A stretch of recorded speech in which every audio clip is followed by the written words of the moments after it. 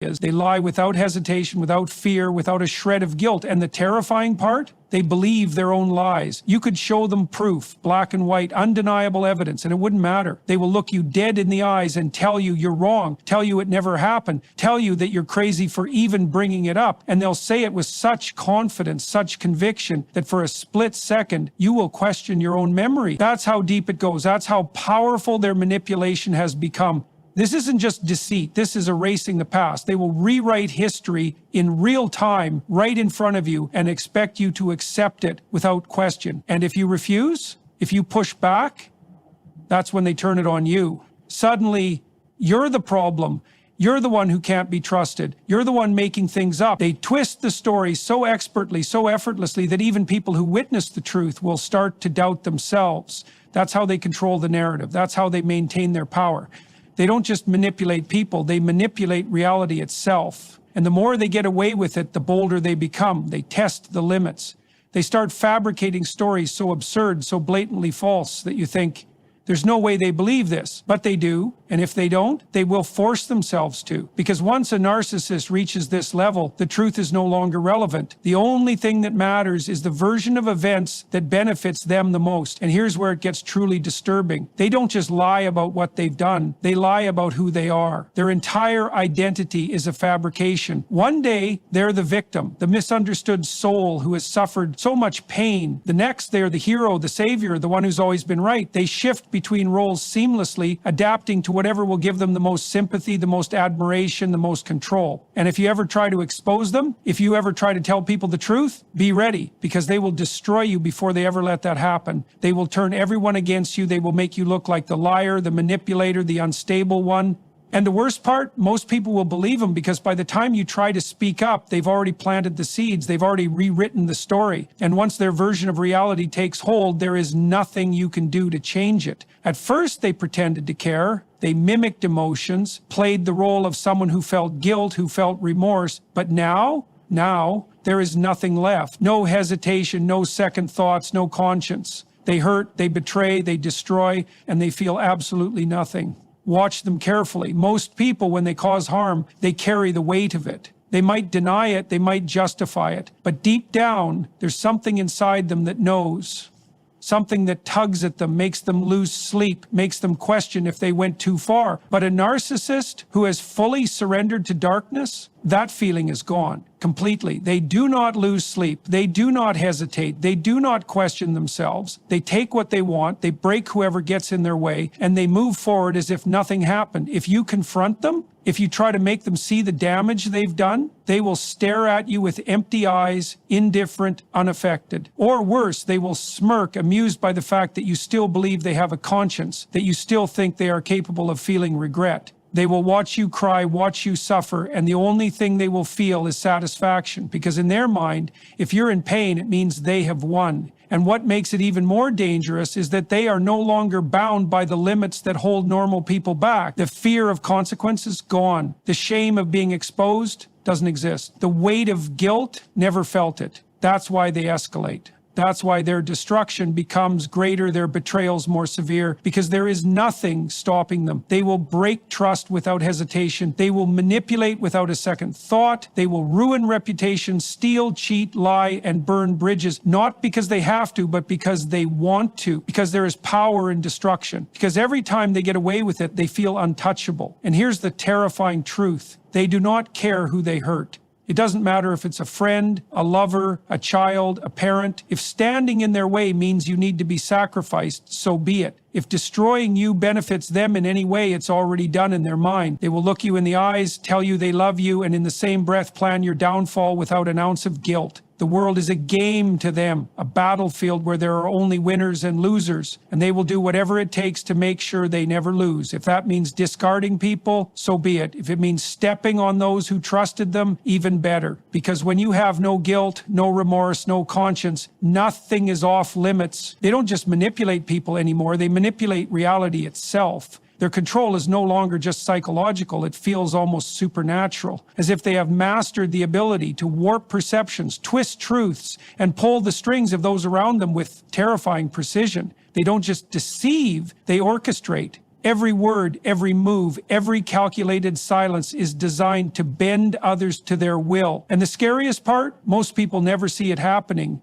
It starts with small things, a shift in tone, a subtle glance, a perfectly timed pause. They know exactly how to make you doubt yourself, how to make you second-guess your own thoughts. They drop hints, plant ideas, leave just enough ambiguity to make you question whether your instincts are even real. And once they have you questioning yourself, they've won, because now they control the narrative. And it doesn't stop at words. They manipulate energy. Walk into a room with them and you can feel it. Their presence dominates the space, whether they're speaking or not. They control conversations with a flick of an expression. They can make someone feel worthless with a single dismissive glance, or make another feel like a god with just the right compliment. They don't just understand human psychology, they weaponize it. And what's worse, they know how to make their victims need them. They create chaos, break a person down piece by piece, and then present themselves as the only source of stability. One moment they push someone to the edge, and the next they act like the savior, the only one who understands, the only one who can fix the very damage they caused. It's not just manipulation, it's enslavement of the mind. They play people against each other with terrifying ease. They whisper half-truths, stir suspicions, plant doubts that spread like a virus. Before long, they've turned friends into enemies, allies into rivals, all while sitting back and watching the destruction unfold. And when the dust settles, they are always the victim, always the misunderstood one, always the person everyone runs to for answers. And if you think you can outplay them, think again. Because while you're reacting, they're 10 steps ahead. While you're trying to explain yourself, they're already planting the next seed of deception. They don't play fair.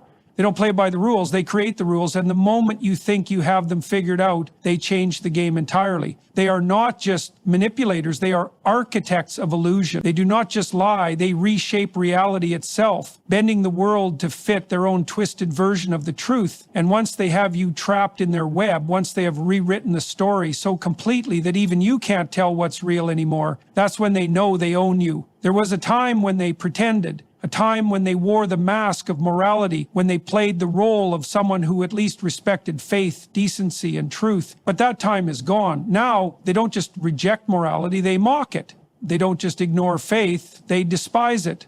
And if you pay attention, you'll see it in the way they speak, in the way they carry themselves, in the way they react when confronted with anything pure, anything good, anything sacred.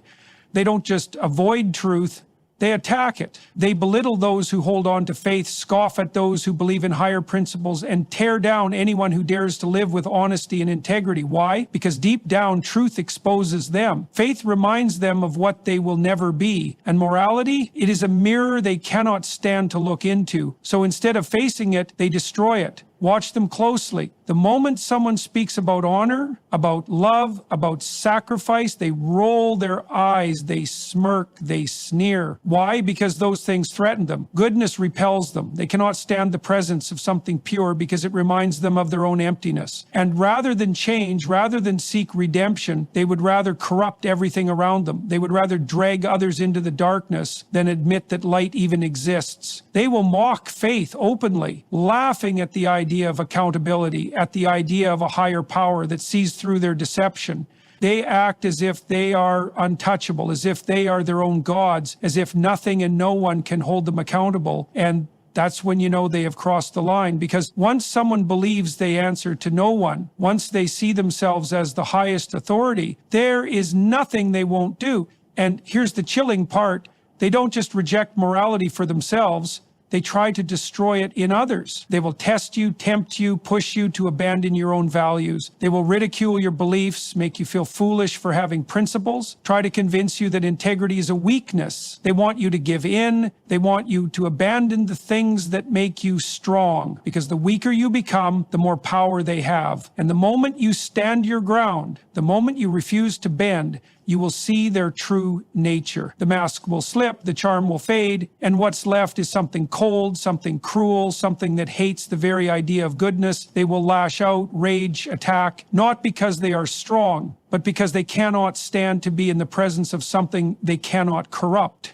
And that's when you will know beyond a shadow of a doubt, this is not just a narcissist. This is something far darker. There is something deeply unsettling about their presence. You feel it before you can explain it. It's not just their words, not just their actions. It's the energy they carry. It's heavy, suffocating, draining. Being around them feels like walking through a thick fog, like your thoughts are being pulled in different directions, like your very soul is being weighed down. And it's not a coincidence. It's not your imagination. Because when a narcissist has fully given themselves over to darkness, their presence alone is enough to infect those around them. You will notice it in the way you feel after spending time with them. Maybe you came in feeling strong, feeling clear-headed, but after an hour in their presence, you're exhausted, confused, drained. It's as if they have taken something from you without you even realizing it. And in a way they have, because narcissists do not just manipulate through words, they manipulate through energy. They feed off of emotional reactions. They thrive on creating chaos. And the more you engage, the weaker you become. They create an invisible force field of negativity, an atmosphere where peace cannot exist, where clarity is impossible, where everything feels off balanced. And it's not accidental. It's not just a bad personality trait. It is deliberate, because the more exhausted you are, the easier you are to control. The more emotionally drained you feel, the less likely you are to fight back. That is why every conversation with them feels like a battle. Why every interaction leaves you questioning yourself, questioning reality, questioning everything. And if you dare to confront them, if you try to point out the chaos they create, watch how they react. They won't take responsibility. They won't reflect. Instead, they will turn it back on you. They will accuse you of being negative, you of overreacting, you of being the problem. And before you know it, you're defending yourself, explaining yourself, wasting even more of your energy trying to prove something that deep down you already know is true. That is why being around them never feels peaceful. That is why no matter how much you try to fix things, things never get better, because they don't want peace. They want control. They want to keep you in a constant state of emotional exhaustion, because that's where they have the most power. And the longer you stay in their presence, the harder it becomes to see clearly. The more drained you feel, the less strength you have to walk away. But here's what you need to understand.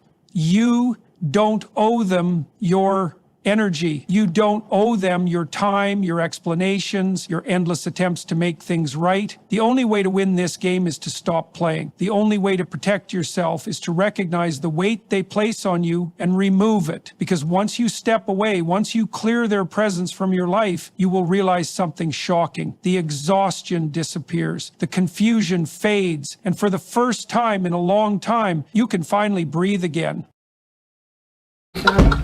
Babe, I have bad news. What? The gyno said that we can't do it for 6 weeks.